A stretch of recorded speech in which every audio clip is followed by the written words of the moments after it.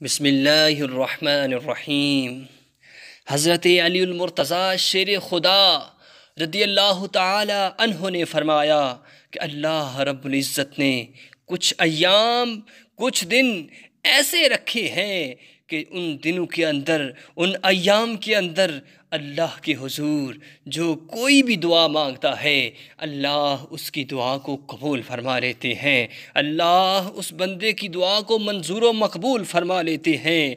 एक शख्स ने अर्ज़ किया, ए अमीरुल मोमिनीन रदियल्लाहु ताला अन्हु, वो कौन से दिन हैं, वो कौन से अय्याम हैं कि जिन दिनों में अल्लाह दुआओं को कबूल फरमा लेते हैं, बता दीजिए मुझे।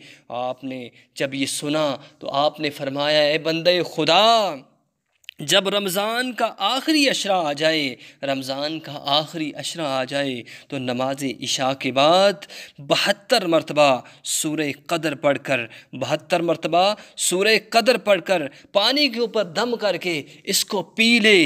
इसको पीने की बरकत से अगर तू बे औलाद है तो अल्लाह तुझको औलाद अता कर देगा। अगर तू बेरोज़गार है तो अल्लाह तेरे रोज़गार में बरकतें डाल देगा। अल्लाह, अगर तू मुश्किलात में फंसा हुआ है तो अल्लाह तेरी मुश्किलात को दूर फरमा देगा। अगर तू परेशानियों में फंसा हुआ है तो अल्लाह तेरी परेशानियों को दूर फरमा देगा। इस दुआ के अंदर बहुत सारी बरकतें हैं।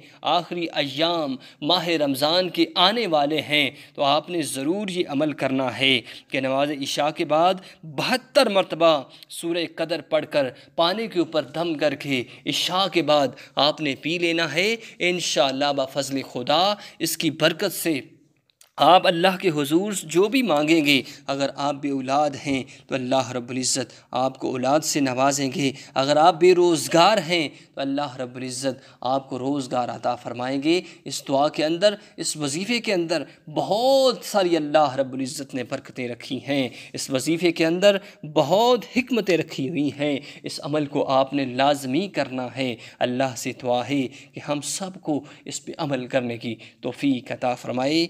आमीन। व आखिरु दावाया अनिल हम्दुलिल्लाहि रब्बिल आलमीन।